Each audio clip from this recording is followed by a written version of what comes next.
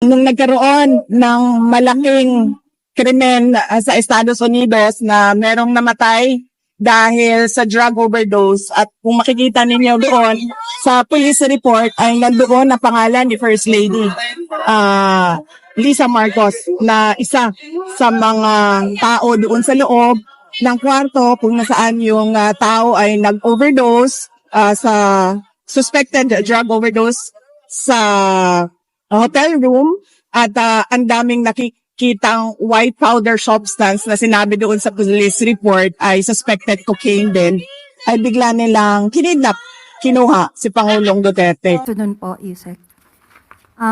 In a recent interview, Vice President Sara Duterte said every time may issue raw po against the Marcos administration, inaatake raw po ang mga kalaban. And may I read part of her quote? Merong namatay sa Amerika at nandoon sa loob ng kwarto si First Lady Liza Marcos at nandoon sa police report. Cocaine yung sinasabi nagkalat doon sa kwarto na yon, ay bigla na lang nilang hinila, kinuha, dinukot si Pangulong Duterte. Your comment po, ma'am. Sa kanya pala lang galing ang fake news. Siya pala ang source ng fake news na ito na pinapakalat laban sa unang ginang kay First Lady. Unang-una po, kailangan pa ba natin paniwalaan ang mga ganitong klaseng istorya na nanggagaling sa Vice Presidente? Tandaan po natin, dumating si First Lady sa Pilipinas March 10, 2025. Kung gusto niya pong alamin yan bilang Vice Presidente, may records po yan. March 11, nagkaroon po ng event si First Lady with the representatives of Girl Scouts of the Philippines. Hello po mga ka-viral and welcome back again to this YouTube channel. Latest update na naman tayo ngayon. ICC nag-utos na sa Interpol na halughugin at arestuhin ang iba pang mga nasa listahan na may kasong crime against humanity sa ICC. VP Sara Duterte hindi na mahagilap at nag-iingat na dahil takot madakip ng Interpol. Inamin mismo ng Vice Presidente na nakita niya ang pangalan nito kasama sina Senator Bato de la Rosa, General Albayalde, General Davao at General Karamat na nasa listahan na isusunod ng ICC. Nang tinanong ang palasyo sa pamamagitan ng Presidential Communication Undersecretary Attorney Claire Castro kung makipagtulungan muli ang gobyerno sa Interpol para maaresto ang iba pang mga may kaso sa ICC, ay sinabi nitong hindi sila makipag-cooperate sa ICC dahil walang jurisdiction di umano ang ICC sa Pilipinas, subalit handa silang makipagtulungan sa Interpol. Samantala, Davao 1st District Representative Paulo Pulong Duterte kinasuhan na ng serious physical injury at grave threat ng isang businessman sa Department of Justice or DOJ na ayon kay Vice President Sara Duterte ay isa na namang political attack ng BBM administration sa mga Duterte. Ani VP Sara Duterte, kung mayroong malalaking issue na nangyayari sa Pilipinas ay mayroong diversion na ipinapalabas di umano ang administrasyon na paninira sa kalaban ng mga Duterte. Ang nangyaring pananakit di umano ay nakunan ng video na kumakalat ngayon. Ito'y nangyari noong nagdaang mga taon. Una nang sinabi ni Attorney Claire Castro, Presidential Communication Undersecretary, na wala nang sinabi ang Vice Presidente kundi her excuses or defense o pamumulitika without answering or responding directly to the issues. At sinagot naman ng Vice Presidente sa media interview niya na wala nang magandang lumalabas sa bibig ni Attorney Claire Castro kundi puro basura. Yun po, Yusek, VP Sara Duterte calls the complaint against Congressman Pulong Duterte a part of the administration's political attacks. Your reaction po? As I have said during the last press briefing, that the Vice President should have at least leveled up in her discussions, in her responses in certain issues. But it seems that she never heard anything in regard to that. O she just refuses to listen. Hindi siya nag-level up. Mas parang bumaba pa. Inuulit niya muli ang kanyang mga excuses na pamumulitika, politicking. Kung ito ay patungkol sa inyong kapatid, sinabi niya po sa interview, hindi pa niya nakakausap si Congressman Pulong Duterte. At malamang ay hindi niya rin po nadinig ang interview sa kanyang kapatid. At ito po ay nasama na po sa news. At and I quote, sa Tagalog po ito, pero he said it in Cebuano. Sa akin mga kapatid na Davaoenyo, ngayon nakita nyo na naman ang video. Matagal-tagal na yon nangyari. Sige lang, decision nyo po pa rin kung sino ang iboboto nyo sa pagka-congressman sa unang district. Di ako makikialam sa Adi Duterte sa wikang Cebuano. Cited po ito sa isang news article ng Abante. Now, kung inamin naman po ni Congressman Pulong Duterte, ayon sa kanyang pag-interview, hindi niya tinanggi ang video. Papaano ipapahid ng Vice Presidente ang ginawang ito ng kanyang kapatid sa Pangulo at sa administrasyon? Nabanggit dito na ang pag-hire, pagkuha ng ibang mga kababaihan for their own satisfaction, ang sandaling kaligayahan, bakit ito ibibintang sa Pangulo? Hindi ba dapat sagutin na lamang nila kung ano ang complaint? Definitely, Congressman Pulong Duterte is a public servant.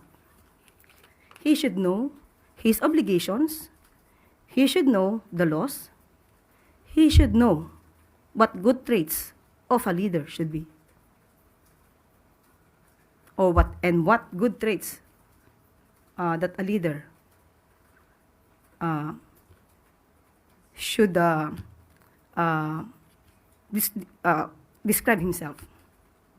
Ma'am, follow up po. How does Malacanang CVP Sara publicly defending Kong Pulong and their history of siding with figures involved in serious crimes like Pastor Kibuloy, who's facing sexual abuse and human trafficking charges? Yun na po ang nangyayari.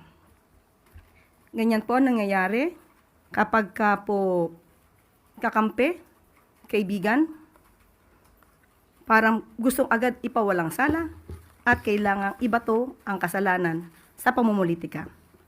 I just would like to remind you of one of the episodes of Gikan sa Masa Q&A. That's, if I'm not mistaken, that's March 10, 2024. Okay? When the president was interviewed by certain media personnel or vloggers, Pastor Kibuloy admitted that he was once complained of illegal conversion land. Illegal land conversion wherein she could be imprisoned for 6 years.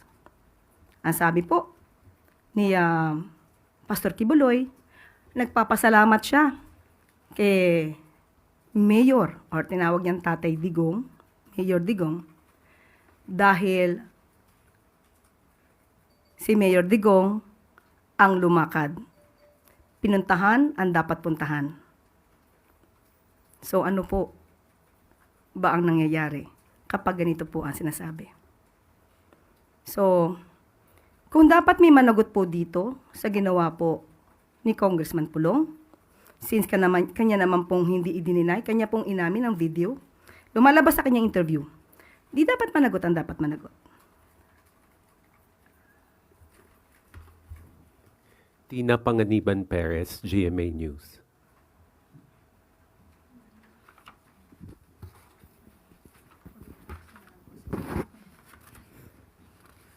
Good afternoon po, Yusek. In a recent interview, Vice President Sara Duterte said every time may issue raw po against the Marcos administration, inaatake raw po ang mga kalaban. And may I read part of her quote? Merong namatay sa Amerika at nandoon sa loob ng kwarto si First Lady Liza Marcos at nandoon sa police report. Cocaine yung sinasabi nagkalat doon sa kwarto na yon, ay bigla na lang nilang hinila, kinuha, dinukot si Pangulong Duterte. Your comment po, ma'am. Sa kanya pala nanggaling ang fake news. Siya pala ang source ng fake news na ito na pinapakalat laban sa unang ginang, kay First Lady. Unang-una po, kailangan pa ba natin paniwalaan ang mga ganitong klaseng istorya na nanggagaling sa Vice Presidente? Tandaan po natin, dumating si First Lady sa Pilipinas, March 10, 2025. Kung gusto niya pong alamin yan bilang Vice Presidente, may records po yan. March 11, nagkaroon po ng event si First Lady with the representatives of Girl Scouts of the Philippines. That's May 11, 2025. Pwede po ba natin ipakita? Yan. Makikita po natin na kasama niya ang ilan sa mga representatives ng Girl Scouts of the Philippines. Nandiyan po si Dr. Cristina Lim Yuso, National President, Mrs. Teresita Gonzalez, GSP Central Board Member, at si Mrs. Rosaline Davadilla, National Executive Director. March 11 po, nang naaresto or dinala ang dating Pangulong Duterte sa ICC. Papaano po ito maiko-correlate kay First Lady? Samantalang March 11, nandito na siya sa Pilipinas, kasama ang sinabi po natin mga representatives ng Girl Scouts of the Philippines. Ito po, ang sinabi ni VP Sara, ay walang paggalang sa pamunuan, sa organisasyon ng Girl Scouts of the Philippines. Pinapalabas niya na ang event na to ay hindi nangyari. Bilang Vice Presidente, hindi po ba dapat inalam niya muna kung itong mga taong pong itong nabanggit ko from the Girl Scouts of the Philippines ay totoong nagkaroon ng meeting sa ating First Lady. So, tanong natin, dapat pa bang paniwalaan ang mga sinasabi ni Vice Presidente kung sa kanya naman pala nanggagaling ang mga fake news at disinformation na ito? Ma'am, the Vice President was also asked about the alleged increasing or intensifying drug problem in the country. Your assessment po, ano po yung assessment? Increasing drugs? Opo, drug cases? problem. Okay. Unang-una po ay nadinig natin ang kanyang sinabi.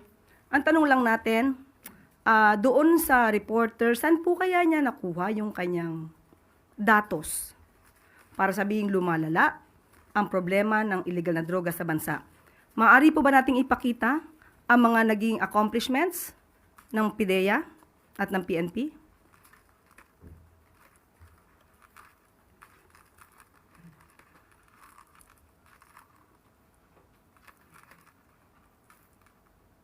Makikita niyo po sa screen kung ano po yung mga nangyari at naging accomplishments po ng PIDEA at PNP.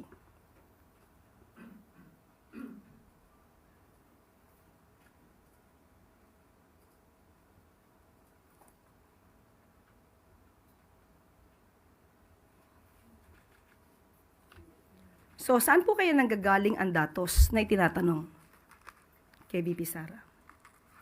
Hindi po totoo na lumalala.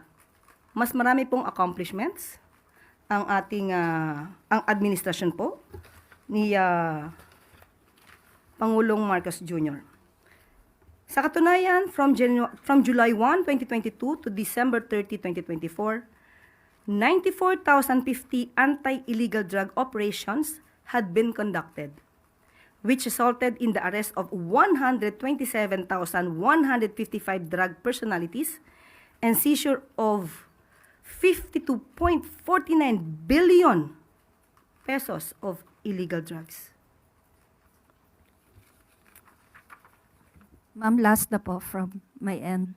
May quote din po si VP about you po. Ang sabi po niya, sumasagot lang naman ako sa kanya. Hindi ako tao na kilala na unang nakikipag-away.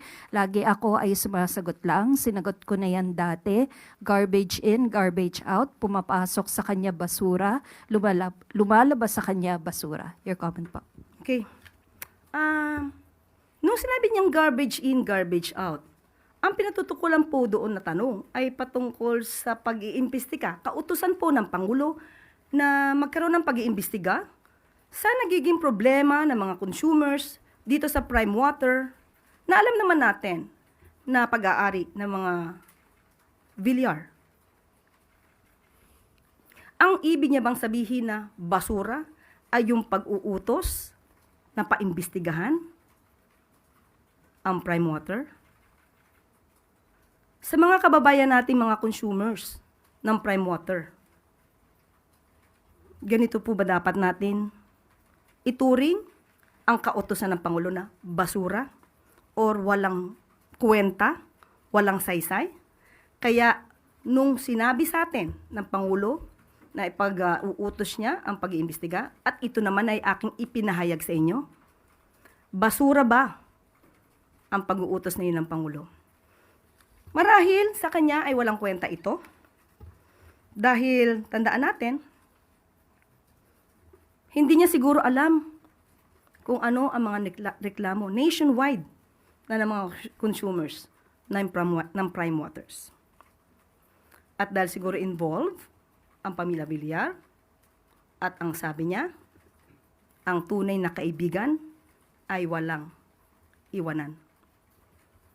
Marahil ito rin po siguro ang dahilan kung bakit hindi naman agad nagkaroon ng pag-iimbestiga sa mga hinaing ng mga consumers ng prime water sa panahon po ni dating Pangulong Duterte. Rich Bon Quevedo, Daily Tribune. Good afternoon po, Yusek. Recent incidents of road rage got the attention of the President and reacted to it. Now po, devastating accidents happened and particularly po yung multiple vehicle collision sa SCTEX and yesterday po sa NAIA Terminal 1. Now the Department of Transportation po is very quick in their responses and kita po natin yun. My question po is there a particular reaction po ba coming from President Marcos? Opo, of course, kinakalungkot po ang mga nangyari. Lalo po may mga buhay po na nawala. May mga kababayan din po tayo nasaktan. Hindi magandang balita po ang ganitong klaseng aksidente. At dahil sa pag-uutos po ng Pangulo, na mabigyan agad ng hustisya ang mga pamilya na nasawi. Umaksyon po agad si Transportation Secretary Vince Dizon. At siya po ay nagbabala at nagbigay na rin po ng agarang pag-uutos patungkol po sa regular and mandatory drug test for public utility vehicle drivers. Effective immediately. Napakaganda pong kautosan po yan. At yan din po ang direktiba po ng Pangulo para po maiwasan kung ano man po ang maaari pang mangyari na aksidente. At dapat po ang mga motorista at ang mga commuters din po natin ay mag-ingat po sa pang-araw-araw nilang pamamasada at pagsakay sa ating mga PUVs. Follow up lang po, ma'am. Earlier po sinabi rin po ni Secretary Dizon na, and I quote po, the people do not feel safe on our streets and that President Marcos has directed him to fix it. May details po ba on added directives coming from the President? Yun po, maliban po sa sinabi natin ay magkakaroon po ng pag-aaral at alam po natin ay ipapatupad ito ng reduction of driving hours for public utility bus drivers. Dapat pag-aralan po ito kasi tandaan po natin kapag sobra po ang oras ng pagdadrive ng isang driver, maaari po ito makaapekto sa kanyang kapasidad na mag-drive ng maayos at titignan po nila kung anong oras ang nararapat. At kung kayo naman po ay magdadrive, kung 6 na oras kayo nagdadrive, siguro mas maganda po yung nung gabi na yon bago kayo magdrive, wag na po kayo magpuyat o uminom. alalahanin po natin na sa kamay din po ninyo ang safety ng mga passengers, mga commuters, mga pedestrians. Thank you po, Yusek. Narinig, nakita ko lang sa isang video na sumagot siya, sa isang interview ata na sumagot siya sa 20 pesos ang kilo ng bigas.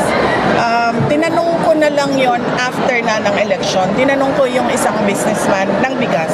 Sabi ko, kakayanin ba talaga ito or nagsinungaling siya noong sinasabi niya itong pangako na ito? Ang sabi sa akin ng businessman, nagsinungaling siya. Kasi imposible talaga ang 20 pesos na bigas. Pero pwede siya, hindi ko lang i-share sa inyo kasi ayoko tulungan. When was that? When did you ask him, ma'am, yung businessman na yan sa rice na hindi talaga kaya and BBBM just right? When was that? Before that. Right after his announcement? Hindi. Nung Jeez, pumunta ako sa Cebu, meron yan silang August na event ang Cebu eh. Hindi siya sinulog. May August na event ang Cebu eh. I was invited there. And sa haba nung parada na kinakamusta ko yung mga tao, 3 beses nagsabi sa akin, Inday Sara, nagalisod mi sa pagkaon, nagalisod mi sa bugas. Doon ko unang naramdaman yung disappointment ng mga tao doon sa hirap nila sa pagkain. Pero recent lang yun, ma'am? Or dugay na to siya? Hindi, mga nasa DepEd pa ako noon eh. Yung event na katabi ko, si First Lady, merong pinirmahan sa car-car. Event yun. Oo. So doon pa lang alam mo nang he can never fulfill the 20 pesos promise. After nun, yes. Nagtanong ako sa isang businessman. Alright. Thank you. Thank you, ma'am. Thank you so much. Fresh ka sa amin eh. Nabago kayo. Sige. At sinampahan si Pulong ng DOJ dahil sa pananakit daw at nabantasis ng lalaki. Do you think na kasama pa rin ito sa kaso para laban sa Duterte? And what's your comment on this if you want? Oo. Sinabi ko na nga, wala namang ibang ginawa ang administrasyon na ito, kundi pang-politika lang at paninira sa mga kalaban nila sa politika. Kung napansin ninyo, noong lumabas yung malaking issue ng blanco sa mga blanco sa budget. At maraming nagtatanong at maraming nagsasabi na unconstitutional yung budget. Tinanong kung paano naging legal yung paggamit nila ng pera, puro blanco yung nasa loob ng budget, ay lumabas yung impeachment ko. Yun.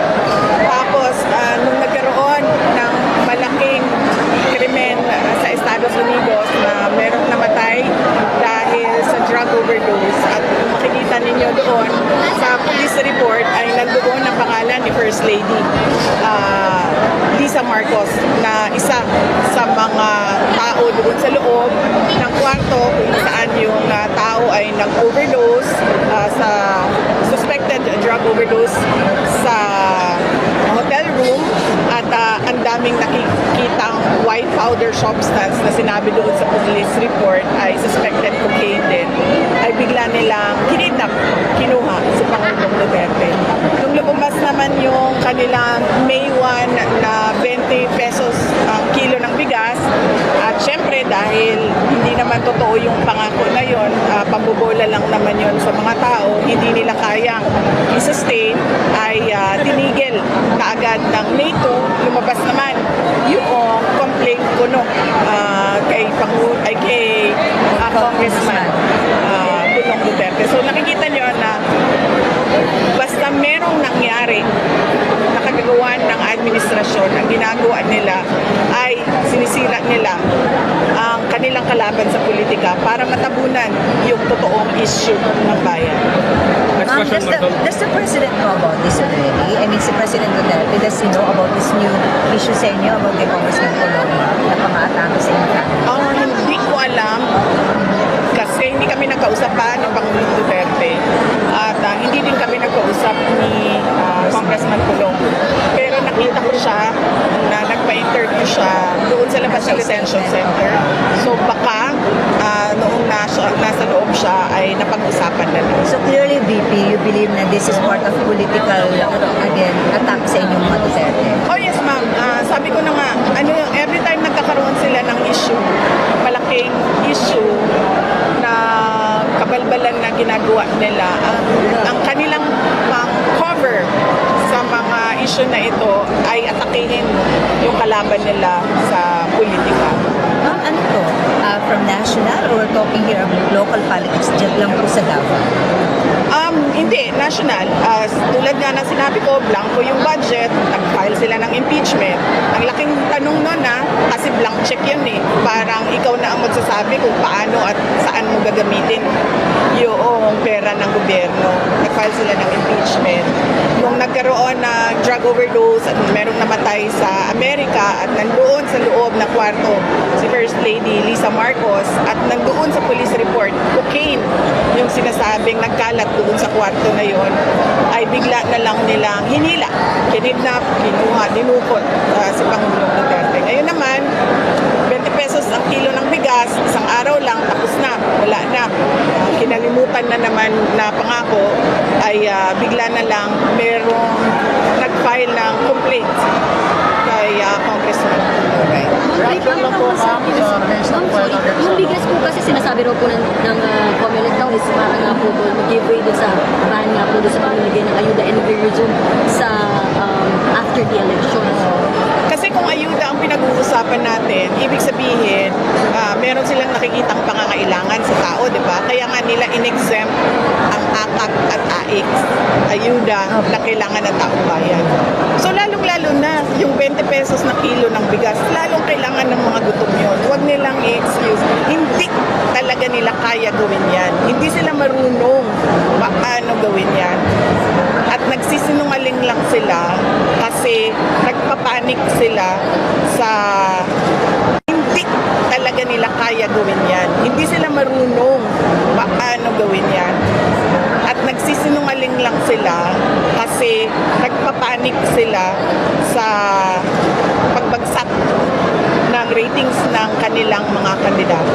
Last two questions. Sir, yung anong reaction nyo sa case na nag-file against Pulong, Congressman Pulong, sa kapatid niya? Answer na po yun, sir. Masyado nang mahaba yung Nasagot na, sir. Nasagot na po. Nandiyan yun sa recording ko. Sorry, hindi ko nakarinig yung question. Yes, sir. VP, ano masabi mo sa problema ng droga? Lalo po yung malala. Opo, ma'am. Yan ang sinabi ko, ma'am. Kapag ang ulo lulong sa droga, lahat ng kamay at paa, lahat yan magdodroga na rin kasi wala na silang respeto sa authority. Yan yung problema natin ngayon. Lahat ng tao, nagkakanya-kanya na ang mga illegal at kriminal. How true ma'am yung presidente natin na Well, mag-assume na lang tayo na totoo dahil ayaw niya magpa-drug test. Meron siyang video ng paggamit ng droga na hindi nila ma-deny kasi authenticated.